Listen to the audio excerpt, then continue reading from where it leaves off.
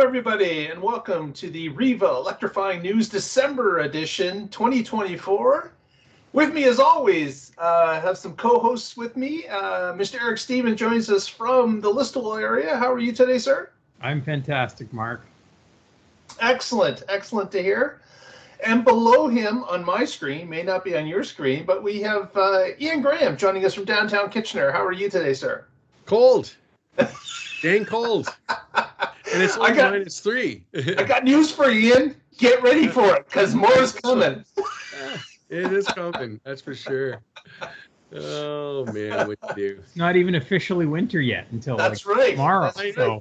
That's still a couple days away. But I think the warm days are behind us. We got to go through the cold stretch now. Yep. Oh, yeah.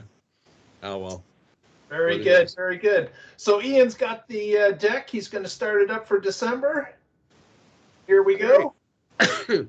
So, anyways, I think we got an interesting podcast for our fans. And to start off, this is a great news story. I've been seeing this all over the place. And basically, after buying an EV, less than 1% of drivers go back to gas-powered cars.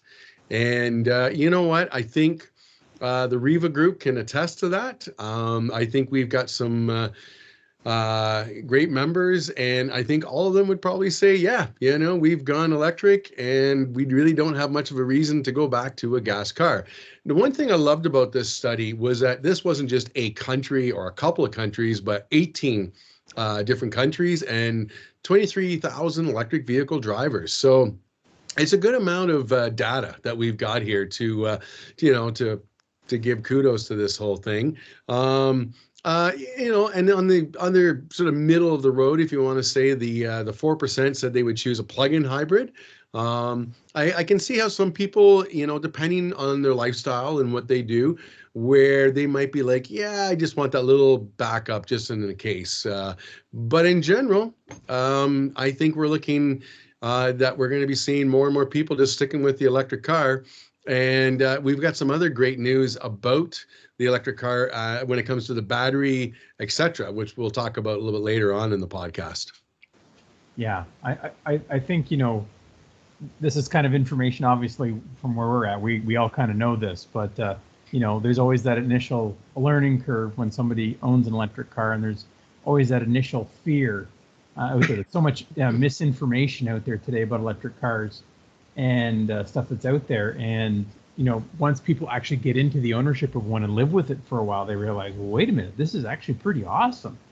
And I think that's, this study kind of reflects that, in my opinion. So, Another thing I'd like to mention is that I see these stats wildly different across different media outlets. I based on the experience that we have at WREVA, I'm far more likely to believe a 1% going back to gas power cars instead of up to 50% I see on other studies. Now, they're not as large as this study, but it is interesting that depending on the news source that you're dealing with, you may see wildly different numbers on a story like this. But again, based on the conversations I've had within our group, I definitely think that the vast, vast majority of people will stick with electric going forward. And the naysayers that say that up to 50% may go back to gas, I think is a bit of a red herring. Yeah. Yeah, I noticed it was funny. It was about a week or 2 weeks ago. There was a quick 30-second, 1-minute radio blip talking about Ernst & Young had done a study and how many consumers were not considering electric vehicles because of range anxiety, charging stations, and then battery replacement. But what they didn't go into say is that the study actually showed that those were some of the concerns that the people had, but the majority of it was showing that people are switching over to electric vehicles and that the sales actually are rising up month after month.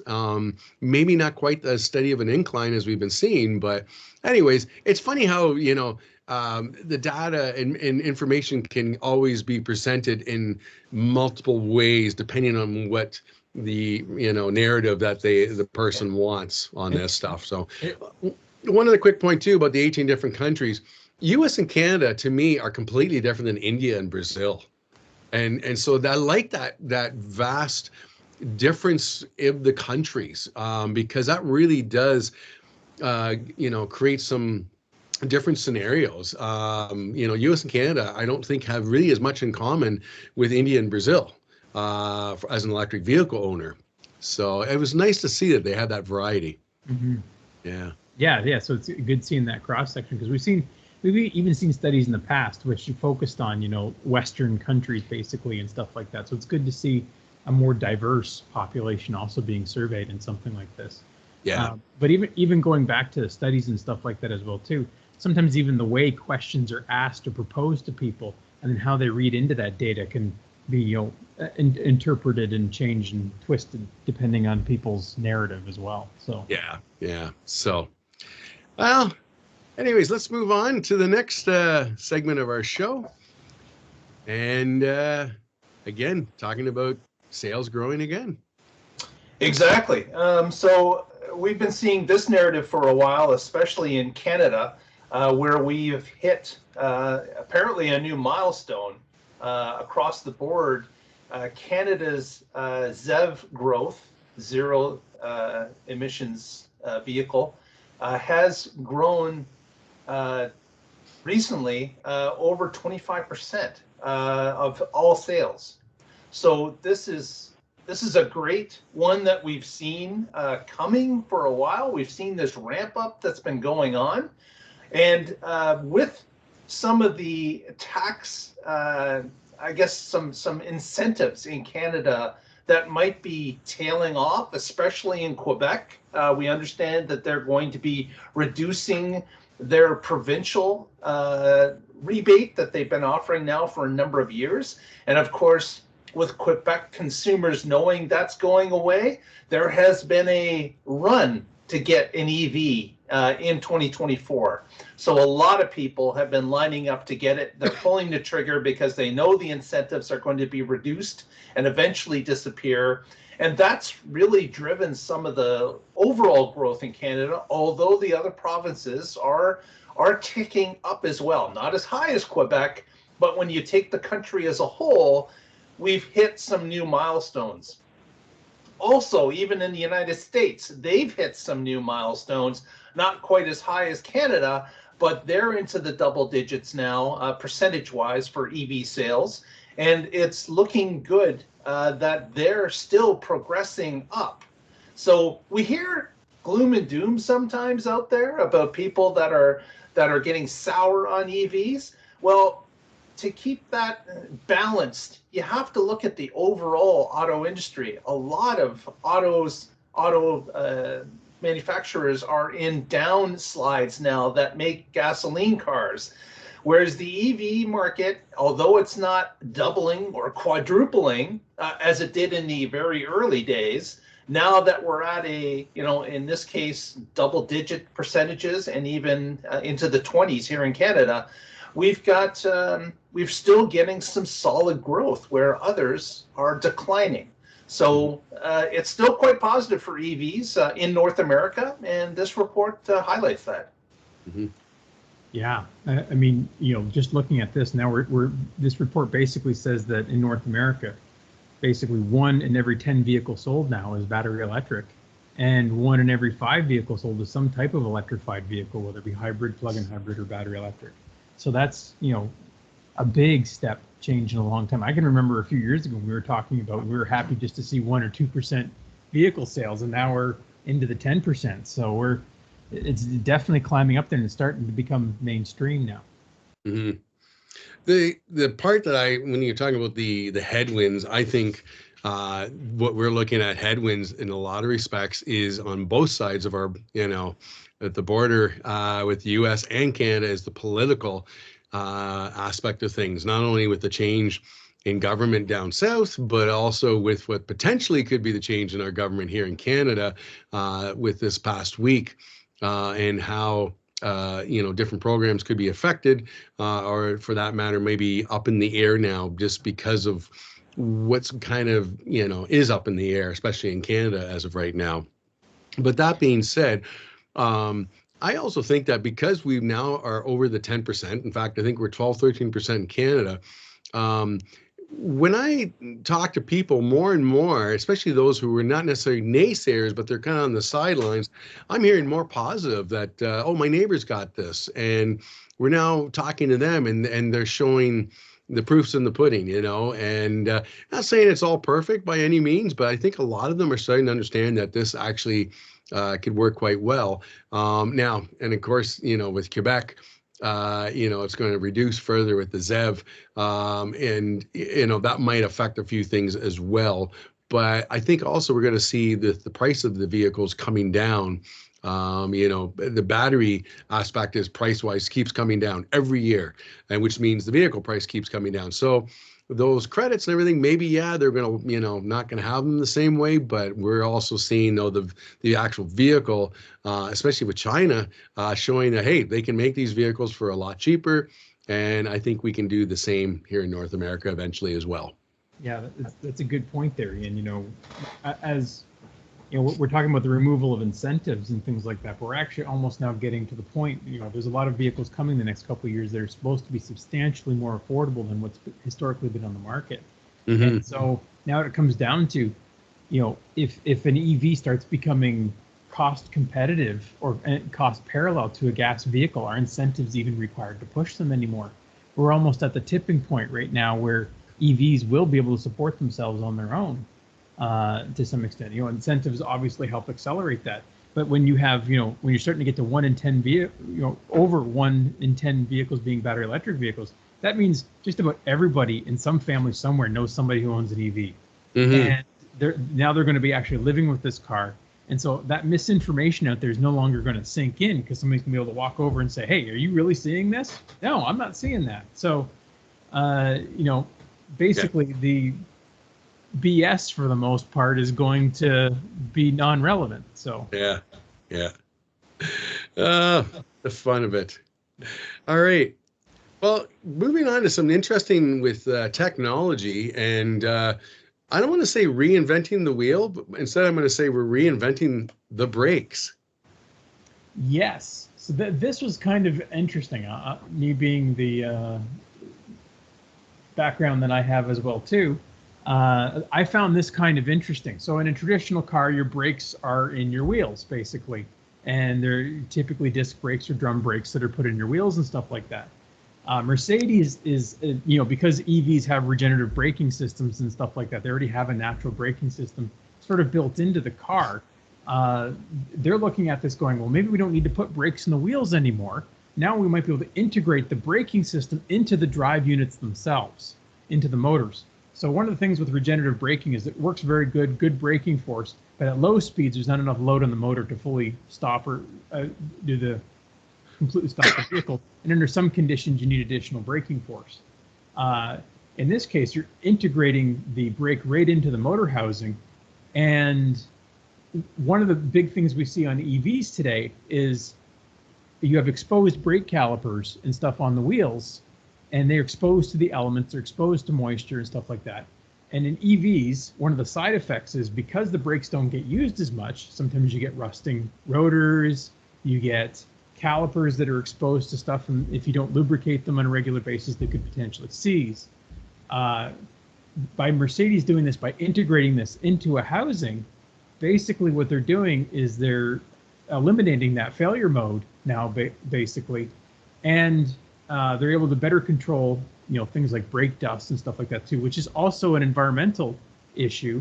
When you're using traditional brakes today, you're releasing that brake dust in the environment everywhere. I mean, you've got millions of vehicles today, releasing brake dust into the world. That's another environmental contaminant that actually happens as well too. By containing that into the motor housing, now you've got these brakes that last pretty much a lifetime that are built into the motor housing.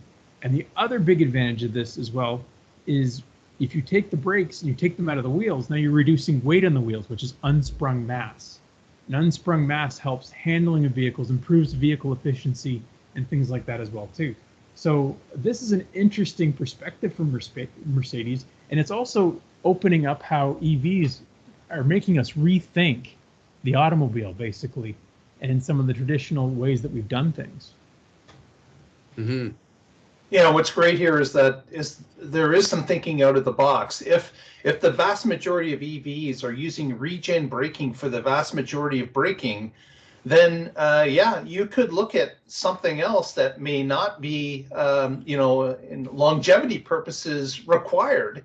If you put it someplace else, you can save on resources and cost, and you could benefit the driving public by reducing those costs and allowing people to use a different type of braking, even though they may not be aware that it's on the vehicle. It's going to brake just as well for those panic stops. It will allow the physical brakes to engage on clean rotors that are always clean, and I could definitely see that could be an advantage, certainly over time. But it'll be interesting to see if this actually makes it to production, and of course to track the use of these type of brakes over a number of years.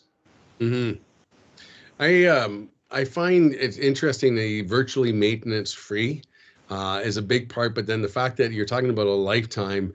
I mean, what are the all the different shops going to do for brake jobs? And that's just one more thing. The oil changes are not going to happen now, if we're not having the brake jobs on us as well.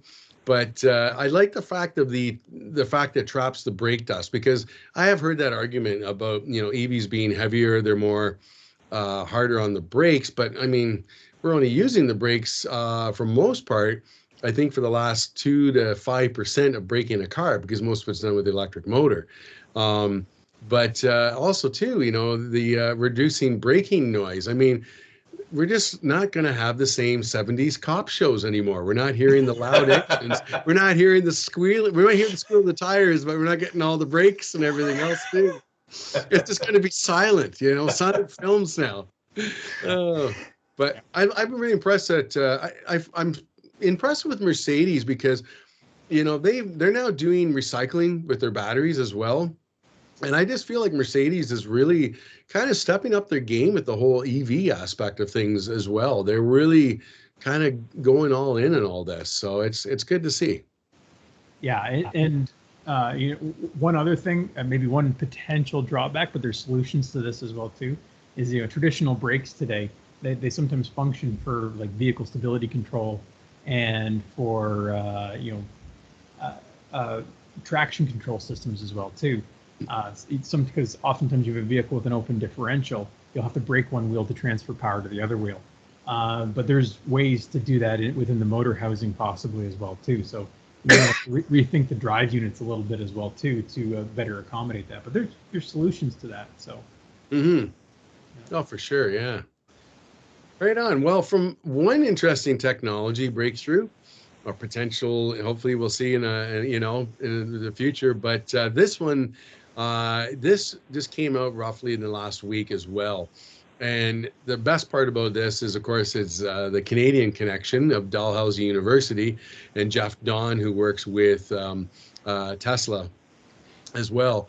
And the big thing about this is that the materials in the batteries, and when it comes down to the electrode part of it, with a regular electrode, you might get a few thousands of cycles, and they've changed this out now with this single crystal electrode. And the best way, I love the way they describe this, it's the difference between a snowball, which has multiple, if you want to say, parts and crystals to it, and you can crush that, as compared to an ice cube. When you put that in your hand and you go to crush it, it's pretty much impossible, unless you've got some pretty strong hands there. But in general, the two comparison makes shows us very well, and that's where they're showing. And of course, when they're researching this, they've been doing this for like 6 years, this continuous testing. That's the other thing that I love about this, and showing that, in that time, this thing, 20,000 cycles or 5 million miles, like incredible to see this. And, is this going to come to our batteries relatively soon? Well, you know what? They're always looking to kind of bump this up and get it into the market. And I think this might be something that could actually happen with this. So it's some exciting news for the battery world, that's for sure. This incremental march of getting better batteries, it's been ongoing since the beginning of EVs, and it's good to see that this just keeps happening. There are other groups out there that are working on different types of batteries. They're testing them in laboratories. They're pushing them out into a small production so they could actually get them on the streets and see what it actually does. But this again is just the promise of more minds working on the issues and problems and coming up with new solutions and new ways of being more efficient and reducing those costs, so us end consumers can find a car that an EV that will be at a lower price as time goes on. So this march just keeps happening every single year, and it's great to see that Dalhousie University has been on this now for over 6 years working on this issue. Mm-hmm. Yeah, it's great to see Canada on the leading edge of some of this research, and some of it that makes a lot of sense. One of the things I'll be curious about is, the mass producibility of this technology compared to the existing ones as well too, to see how they can incorporate this into existing production systems today. Mm-hmm. That'll be the interesting part. But this type of research showing that a solid electrode performs this much better than the current sort of powdered sort of electrodes today is definitely a great research to see. Yeah.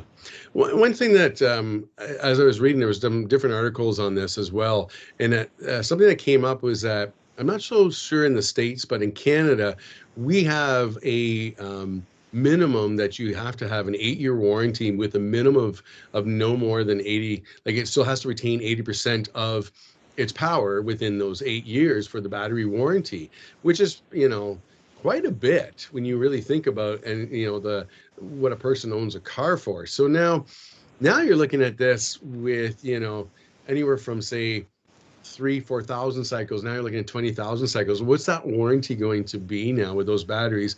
And for that matter, also talking about how does this impact our energy storage aspect of things when we hook that up with renewables, to the point that I think we could have so much energy just held in these batteries. And if they're going to last 20,000 cycles and they're not getting used the same way as a car, because a car is a lot more, harder on the battery than what renewables would be. So this is, quite exciting to see. I think next year is going to be another major boom year for electric vehicle battery technology, but just also for battery storage with renewables. Yeah. Yeah, I think that's where that application is going to come into here. There, Ian, what you touched upon is this technology is going to be very desirable in high use applications where you got maybe electric trucks or grid tied storage applications, or any vehicle to grid, vehicle to load type applications. That's where you're going to want to see this, or even as you said, grid tied storage where you're going to be seeing high cycle situations. I think that's where we're going to see a lot of this. Yeah. So. Cool.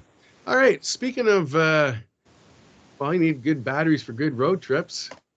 And we have this gentleman here who has an interesting Trucked Up podcast on YouTube. Exactly. Simon here has started a new YouTube channel called Trucked Up EVs. You can search it and find it on YouTube. And what I found interesting with Simon's take on this is that he's owned 2 Ford F-150 Lightnings over the time he's had this channel. And his second one here, he decided that he was going to do a road trip clear across Canada and stop in every province and survey the EV infrastructure that was available to people in light of, maybe you're camping, maybe you're out with your truck, you're towing your boat, you're going to campsites, or you're just traveling the roadways. So Simon's doing this great little job, and I encourage you to look it up on YouTube and watch a couple of episodes in provinces that you have some interest in. He just completed going to Prince Edward Island recently, And now he's heading back out west. He does come. He's native to British Columbia, so he did every province. He couldn't do Newfoundland because the time ran out on him, but apparently he's going to do it next year. But he's got an excellent channel. It's very entertaining.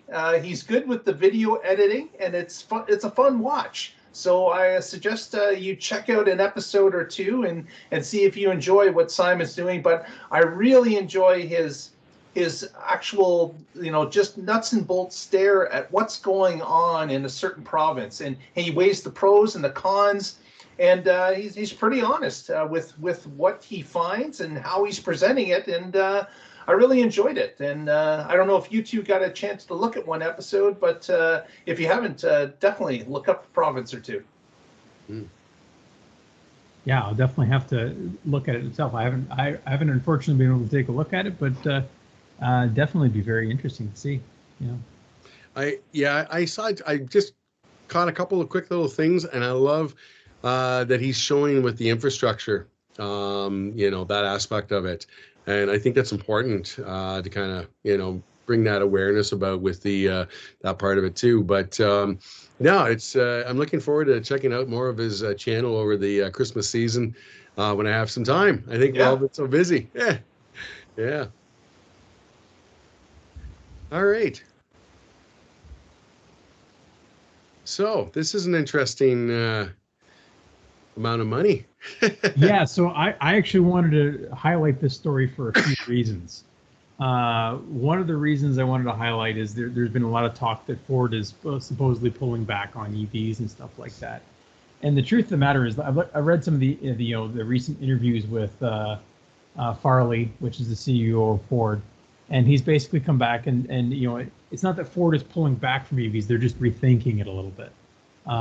He's been touting a new mid-sized truck that they're working on that is supposed to be incredibly affordable, which I really look forward to. I think that would be a big thing in the industry.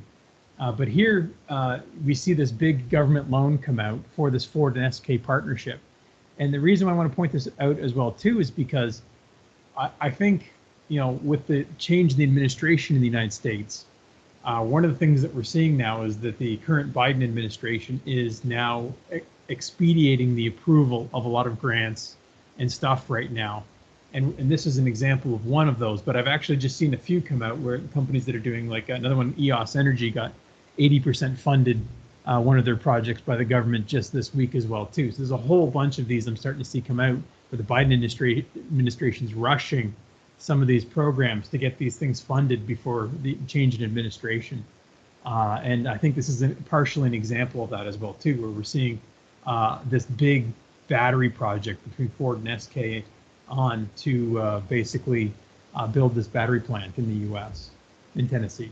Yeah, it is interesting, Eric, that the Biden administration, as they're sunsetting out of power, that they're pushing this. I understand why. That they're trying to fund some of these things that they've been examining for some time. It will be interesting with the new administration change if some of this will stop, if they will look at other ways to fund things like this, because of course research and being able to produce new types of batteries that we've already spoken about, and continuing to get things better, more efficient, cheaper, is the key to getting more people to switch to EVs. So it will be interesting to see what the new administration is going to be doing in the U.S. compared to what the current administration is doing. Mm-hmm. And I'm kind of happy to see that Biden is pushing this through and getting it going, because I think it's, again, it's the jobs aspect. 11,000 new jobs is awesome to see, but it's a part of what our future is. We know that this is going to be a big part of the future. So, before suddenly it gets slashed, it's nice to see that they're getting this stuff through and as much as they can get through. Because we don't know what's going to happen with the new administration. It's going to be really interesting to see what happens in terms of the different ideology, if you want to say, because on one hand you've got a guy pushing drill baby drill, and then the other hand you've got someone who's, you know, on the electrification of everything as well. So God knows where this is even going to go. So I really hope to see that Biden gets a bunch of this stuff through and done. You know, and to that point as well with this, we saw what happened when Doug Ford got in and over 750 plus renewable energy contracts got ripped up because they didn't get put through. And then we had wind turbines taken out and everything else. So, and of course now we're hearing about, oh, well, we should look back at wind turbines again, you know, and it's frustrating when all this stuff is like, Mark, to your point about you were saying, it's been a long time in the making. Let's get it done. Let's get it in there and solidify it. And then hopefully it'll just keep going from that point. So I wish Biden well with all that stuff to get that going.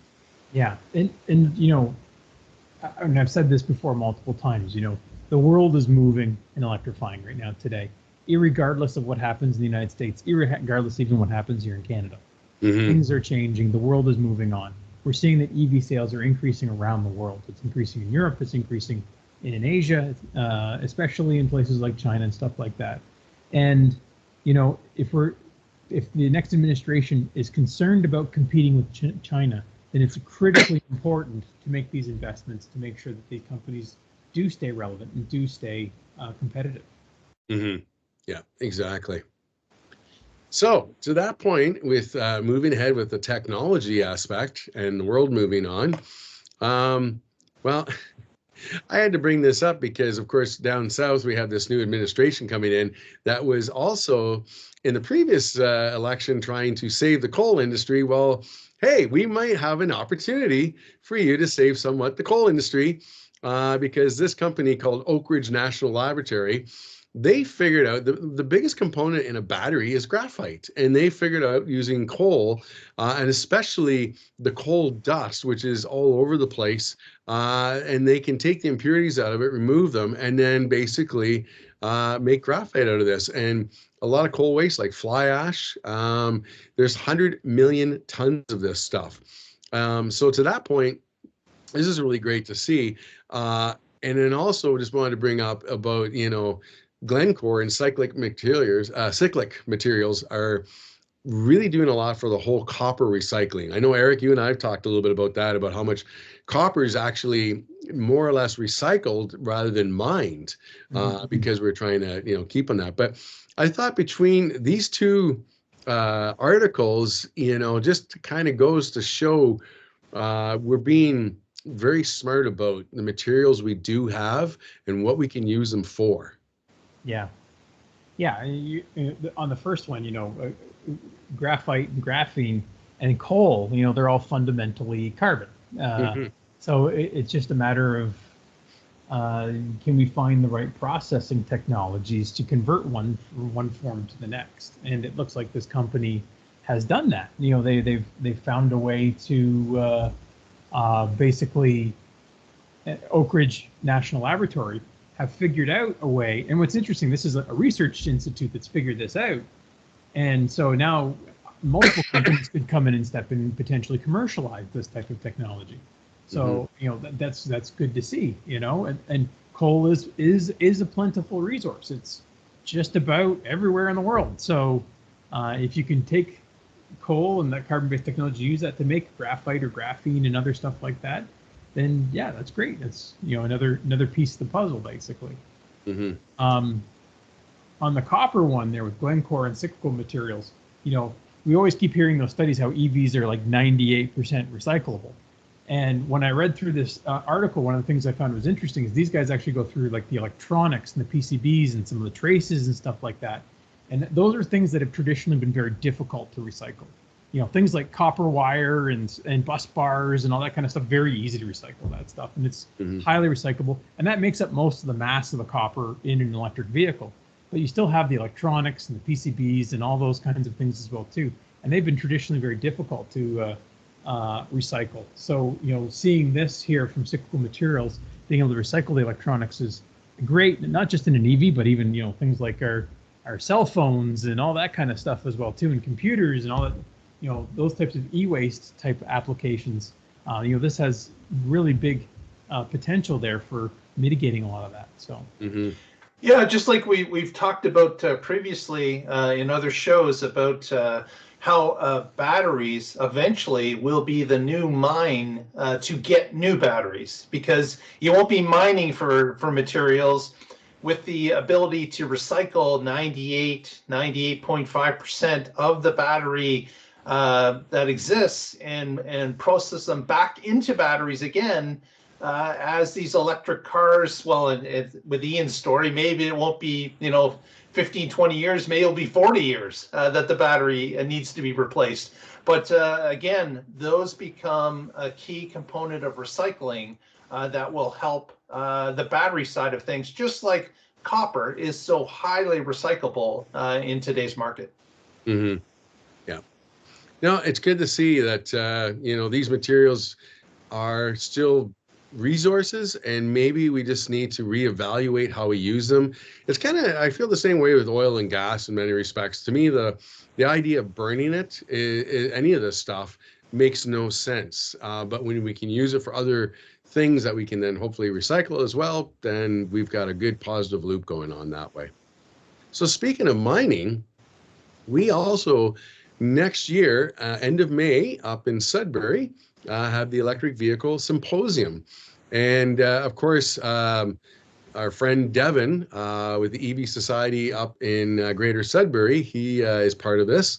And I know a couple other people who are involved within the mining industry that attend this as well. And it's EVs mining for EVs in many respects. It's really changing over, I think. Exactly. This is kind of like the ability that as we bring on a new industry here in Ontario and other places in Canada, you need trade shows to put people together, to have the people that mine speak to the people that process, to the people that develop machinery for lines, that speak to the people that actually make the battery packs and the cars.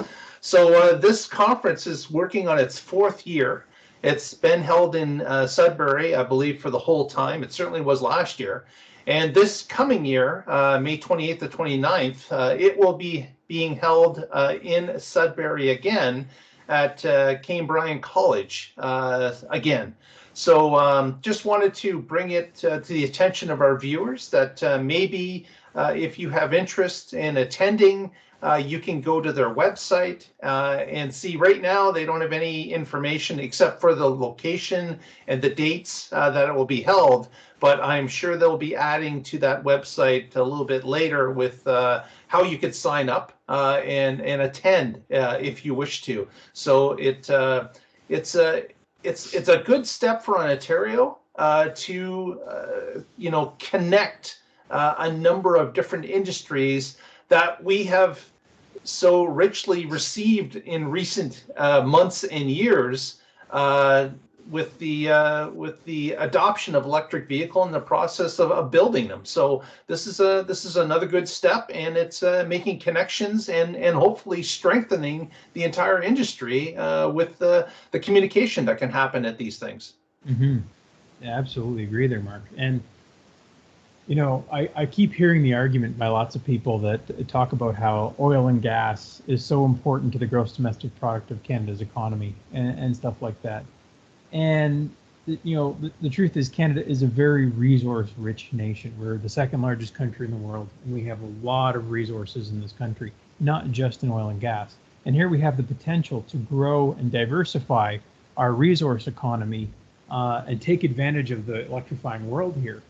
And Sudbury, has been a center for mining in Canada for a long time. And this gets that opportunity to expand that knowledge base beyond, the traditional nickel and other resources that are in the area, and go well beyond that to start developing the resources in the economy we need for not just vehicle electrification, but electrification in general in our industry.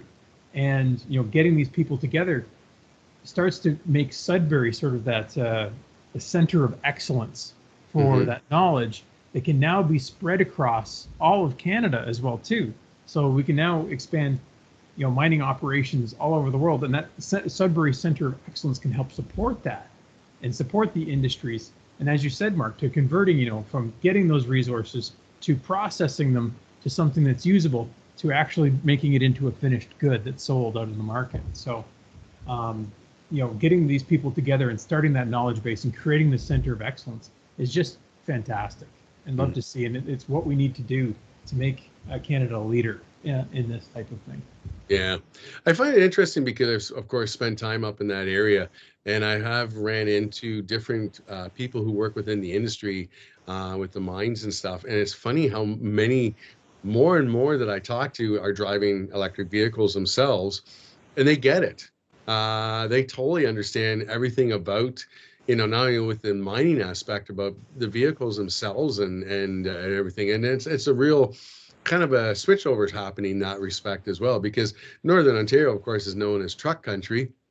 A lot of big trucks, F-150s, etc., and the gas trucks. But I think that's slowly changing over time as well. And talking to these different people within the industry, you get a different perspective on all of this. So, well, we cannot end the night without having a good hallelujah.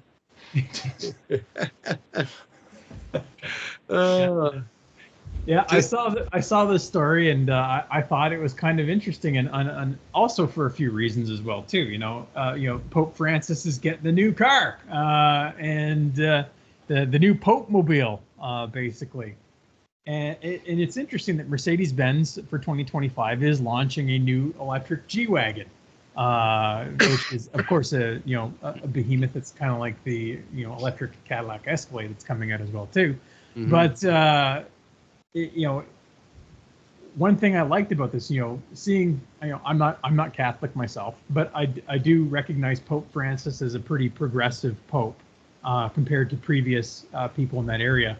And they've been leading, the Vatican has been sort of leading a charge and trying to lead by example of trying to make things better. So, here we got a new electric Popemobile. But one thing I found interesting in the story was talking about how the Vatican's looking to electrify its entire fleet and everything by 2030 as well too. So they're starting from the top here, and they're working their way out, and they're looking to completely clean up and be progressive in the way that they send their messaging and doing stuff. So I look forward to seeing that, and this is a good step in the right direction to kind of at least lead by example and send a good message. Exactly. From the top down is best. People that watch the Pope or understand what he's doing, understand what they're trying to do. They're preaching what they practice, and that is the way to do it. Actually live by example. So looking forward to seeing the new Popemobile in action. Right on. Yeah, I hear it gets 100 martyrs per god. Oh my gosh. Oh, we could be getting some hate mail now. Thanks so much. Yes. I had to think of something for religious context. In the comments, write to Ian. Let him know what you think. Yeah. Oh man. Anyways, well, there you go. There's our podcast for December 2024, and I think some pretty good news on this podcast, actually. Absolutely, there's been a lot of good news for, I would say, the majority of the stories we've done in this year. And we certainly like bringing it to you. If you haven't already, please give us a thumbs up on the video. Press that subscribe button. That helps us out immensely. Mm-hmm. And we will continue to do this into 2025. I certainly enjoy our monthly visits where we get to let you know what we find out there in the media and dispel some rumors and actually promote some of the EV stories that we're seeing right across this country and even in our backyard. Mm-hmm. With that, I think we will wrap it up, and let's, if you've got any shout outs, maybe. Ian, do you have any shout outs this week?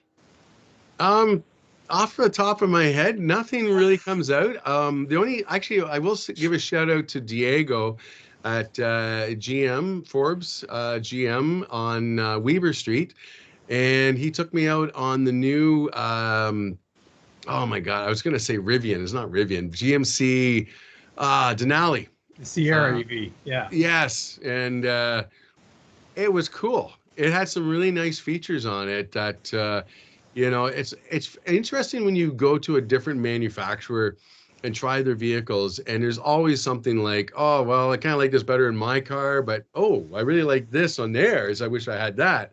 And, a friend just picked up a new Kona as well. Kona looks like it's been kind of more redesigned to be more of an electric vehicle rather than based on the gas and more space. So they're doing some cool stuff as well. But a big thank you to Diego for taking me out on that. And the crab walk was very interesting. Yes. Very good. Very good. Eric, anything from you? Let's see here. I'm going to share my screen here. Yes. And so I'm showing. So we talked about EV ownership in other countries in the world and stuff like that as well too. And so a very close colleague of mine that I work very closely with in the Philippines, in Manila, has purchased a new BYD Dolphin last week. He just took delivery of it last week, and he's been driving it for a little while, and he's very happy with it. Our company is located in a technology park in the Philippines that has free EV charging at the workplace, so he has access to free charging there. And it was interesting because he went there and he plugged into the free EV charging, and in the charging station next to him was a Volvo XC70 recharge vehicle, an electric XC70. And when the guy came out, it was actually a guy he went to school with for electrical engineering, and he hasn't talked to him in like 10 years. So it was interesting that at a charging station they bump into each other and they're like, "Hey, what are you doing?" And they're both driving EVs now, and I thought it was a pretty cool story. So. Very cool. Very cool to see the, again, in the Philippines, and another emerging market that is starting the electrification run. So I would believe that in the Philippines, they probably import a lot of their oil to, if not their gasoline, and having that option to pull some electrons off the local grid is a plus for everybody. Mm-hmm. Mm-hmm. And he says the car has been running fantastic for him as well too. And with the really, Manila is known for having very bad traffic. He says the driver aid system there works really well in those types of traffic conditions. So it's made his commute much better. And the commutes there are horrible. He's got a 70-kilometer a day round trip commute, and but those commutes can sometimes take an hour or an hour and a half for him. So it's he says this has really helped his driving commute. Mm-hmm. I would be interested I'm sure you'll be keeping in touch with him. I'll be interested to see how he likes it after a number of months or a year. It'll be interesting to see what he thinks of the BYD product. Mm-hmm. Mm-hmm. Very good. Well, everyone, thanks so much for joining us today. And we will get together again in another month and let you know about the electrifying news that we find then. Thanks so much for being with us. Thank you. Have a good Christmas. Merry Christmas.